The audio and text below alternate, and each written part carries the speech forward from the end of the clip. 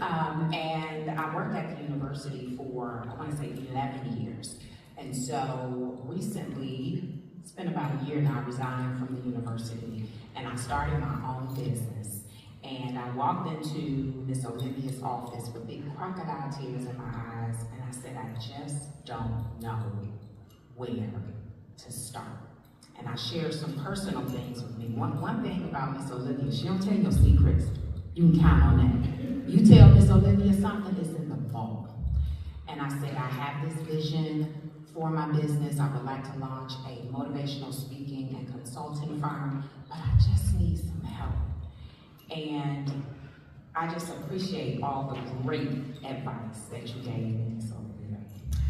But what I want to say to you is, if you want your business to soar, you must invest in yourself.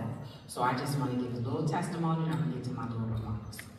After working at the university for so long, many people in the community just knew me as the UT girl. Oh yeah, she worked at UT. So when my goal was to launch this motivational speaking and consulting firm, I needed to shift the thinking. Although I love UT and I love the Rockets, I was no longer an employee there, so I had to figure out, okay, how do I shift the thinking? And so there's something called brand recognition.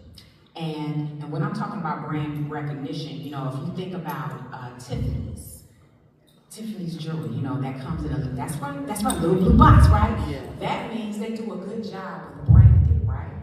And so since I was so busy in the community and so vocal about my community engagement, I was just a UT girl. So I invested thousands of dollars in a corporate marketing firm, the same firm that branded LeBron James. I said, if I'm gonna do it, I'm gonna go ahead and do it. And so I had this ginormous brand launch at the Delta Hotel.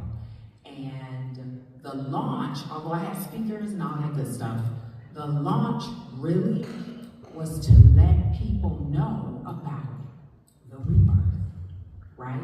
And so it took some professional photos, it took working with that branding and marketing firm. And y'all, I thought I was somebody. I guess about 20 people, you know, the management team, you know, doing everything. But my point is, you have to invest in yourself. I went to an event last night at the UT Foundation. I didn't know those people, they were, you know, some of the big donors.